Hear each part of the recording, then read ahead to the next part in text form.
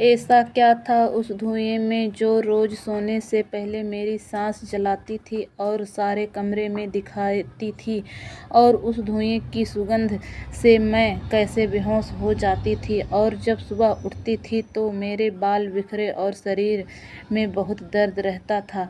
आइए जानते हैं। मेरा नाम सीमा है, मैं 23 साल की हूँ। मेरे 3 बहन और 2 भाई हैं। मैं बहुत मिडिल क्लास से ताल्लुक़ रखती हूँ। मेरे पिता एक क्लास टीचर थे और मेरी माँ घर में सिलाई किया करती थी। मेरे पिता हम तीनों बहनों को, दोनों भाइयों को पढ़ाया लिखाया, इस काबिल बना दिया कि समाज में हम अपनी पहचान बना सकें, और मेरे साथ दोनों बहनों की शादी कर दी।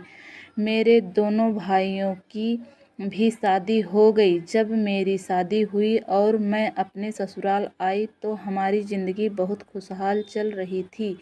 मेरे पति मुझे बहुत प्यार करते थे। ससुराल में मेरी सास, ससुर और एक देवर थे जो कि सब मुझे बहुत मानते थे। ससुर तो मेरे ऐसे थे कि अगर मैं कुछ कह दूँ तुरंत लाकर देते थे, क्योंकि मेरे ससुर रेलवे में नौकरी करते थे। जब मेरी शादी हुई तब वह रिटायर हो चुके थे। सब अच्छा चल रहा था। मेरी सास की कोई बेटी नहीं थी, इसलिए सास मुझे अपनी बेटी की जैसी मानती थी, बहुत प्यार करती थी। मुझे एहसास नहीं होता था कि यह मेरा ससुराल है। ऐसा लगता था कि अपने मायके में हूँ। जब यह तीनों बहनों में आपस में बात होता था तो मेरे दोनों बहनें बोलती थी, तू बहुत लकी है सीमा, जो तुझे ऐसा घर परिवार, ऐसा ससुराल मिला। हाँ हाँ, मायके में मैं बहुत खुशी थी, क्योंकि मैं शुरू से कभी किसी का बुरा नहीं चाहती थी। तो शायद इसीलिए मेरे नसीब में यह खुशहाल, हंसता खेलता ससुराल के रूप में मुझे मिला। लेकिन इसके अलावा मेरी सास की एक आदत थी कि रोज रात सोने से पहले वह लौंग का धुआं करती थी, और वह दुआ में मेरी सास सारे कमरों में दिखाती थी। ऐसे 3 साढ़े 3 महीने बीत गए।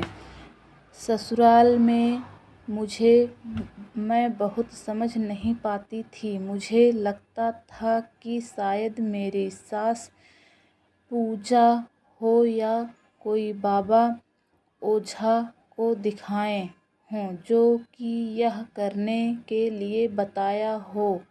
मैं मम्मी जी से बहुत पूछती, लेकिन वह मुझे कुछ नहीं बोलती, बस इतना कह कर टाल देती कि सीमा, अभी तुम्हें कुछ नहीं पता है, बाद में बताऊंगी, बस यही कहती। इसके बाद मैं और कुछ अपने सास से नहीं कह पाती थी, लेकिन मुझे थोड़ा अजीब तो लगता ही था, क्योंकि रोज़ सुबह जब मैं सोकर उठती थी तो मेरे बाल बिखरे हुए रहते थे और मेरे शरीर में इतना दर्द होता था जैसे लगता था कि मुझे कोई मारा पीटा हो। दूसरे दिन सुबह उठते ही बाद मेरी हिम्मत नहीं करती थी कि मैं कुछ काम कर लूं। मुझे धीरे धीरे डर लगने लगा, कहीं मेरी सास कुछ और तो नहीं कर रही है, कोई बाबा या टोटका जो मेरे ऊपर असर हो रहा है। यह बात मैंने अपने पति से फ़ोन पर सारी बात बताई कि मेरे साथ ऐसे हो रहा है।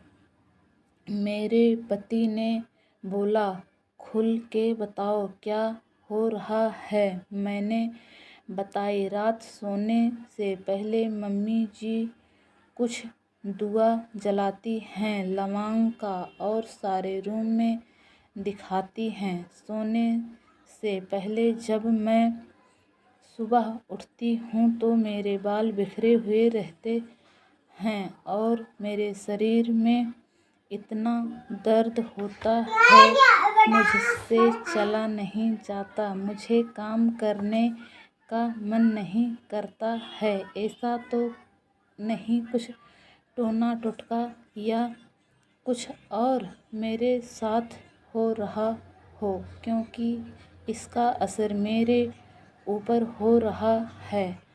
आप मम्मी जी से बात कीजिए। मैं मम्मी से कई बार पूछती हूँ पर मम्मी बोलती हैं कि मैं बाद में बताऊँगी, यह कहकर टाल देती हैं। एक बार आप पूछिए देखिए, शायद मम्मी आपको बता दें। उसके बाद मैं बड़ी सहमी सहमी से होने लगी। एक दिन मैंने अपने देवर और अपने सास को बात करते हुए सुना कि वह दोनों कुछ बातें कर रहे थे।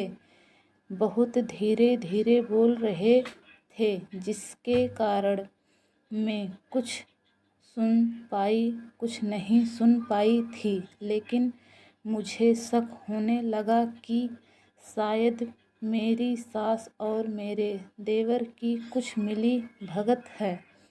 जब मेरा जो शक था वह यकीन में बदला जा रहा था, फिर मैं बहुत सतर्क रहने लगी। लेकिन रात में वही दुआ जब मेरे नाकों में जाती और उसके सुगंध से मुझे तुरंत नींद आ जाती थी और सुबह उठती तो अपने आप मैं वैसे ही हालत में पाती। एक दिन जब मैं सुबह उठी तो देखी मेरा देवर मेरे कमरे में कुछ कर रहा था।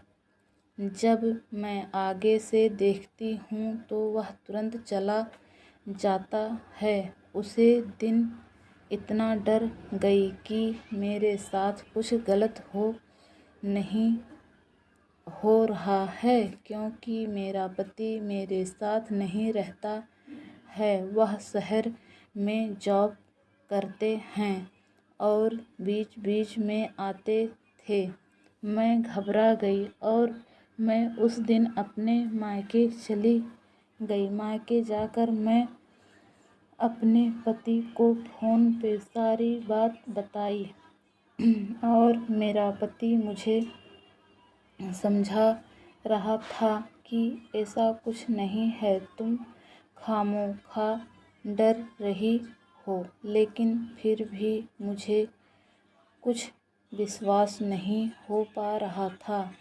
एक समय ऐसा भी था कि मैं अपने पति पर भी शक करने लगी थी कि शायद यह भी उनके साथ मिले हुए हैं और मेरे साथ कुछ बहुत बुरा हो रहा है, क्योंकि मेरे देवर की शादी नहीं हुई थी। शायद मेरी सास मेरे साथ कुछ उल्टा पुल्टा कर रही हो। देवर से मिलकर मैं अपने पापा से यह सारी बात बताई और मेरे पापा यह सब सुनकर बहुत गुस्से में हो गए थे और मेरे पति को तुरंत फ़ोन लगाकर अर्जेंट आने के लिए कहते हैं। और मेरा पति जब जाकर मेरे पापा से की बात सुनकर सीरियस होते हैं और इस राज को जानने की कोशिश करते हैं, मुझे लेने मेरे घर आते हैं और लेकर ससुराल चले जाते हैं। 2 दिन ऐसे ही होता है कि मेरी सास रात में लौंग का धुआं जलाती है और अगले दिन मेरे बाल बिखरे होते हैं और मेरे शरीर में बहुत दर्द होता है।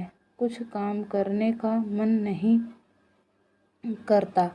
मेरे पति यह सब नोटिस कर रहे थे।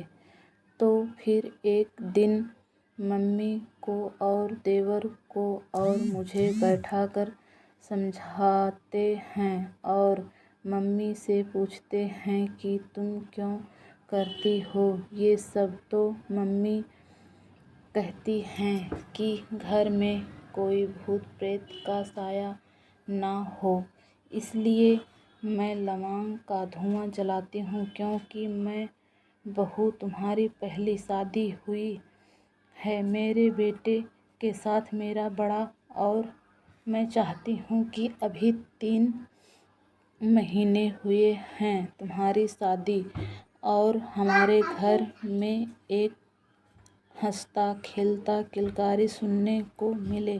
इसलिए मैं सोचती हूँ कि सब अच्छे हो, इसलिए मैं लौंग का धुआं जलाती हूँ। क्योंकि मेरी जो सास थी वह मुझे बताई थी कि बहू मैं यह जलाती हूँ तभी मेरे पति मुझे लेकर कमरे में जाते हैं और कहते हैं, सुनी माँ की बात, अब तुम मेरी बात सुनो। इतना बड़ा घर है, ना इसमें कोई नौकर है ना कोई, अकेले इस घर में काम करती हो। कपड़े लत्ते धोना, साफ सफाई करना, माँ की कपड़े और भाई का भी कपड़े धोती हो। तुम पूरी तरीके से थक जाती हो और जब तुम बिस्तर में पड़ती हो तो तुम्हें तुरंत नींद आ जाती है और सोने के बाद जब तुम उठती हो तो बाल इसलिए बिखरे हुए रहते हैं क्योंकि सोने के बाद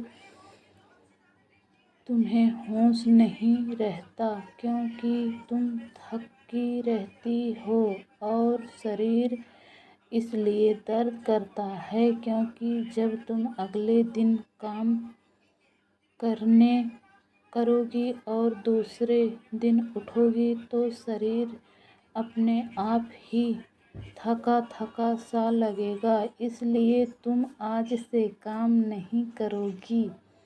मैं तुम्हारे लिए एक नौकरानी लगवा देता हूँ।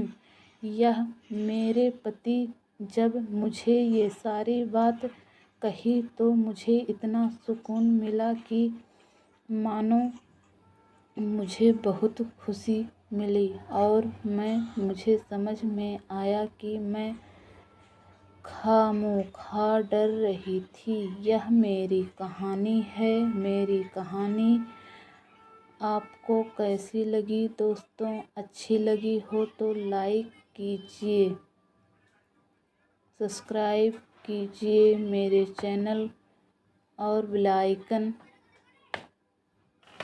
दबा लीजिए ताकि नोटिफिकेशन आपसे पहले आपको मिलता रहे। धन्यवाद।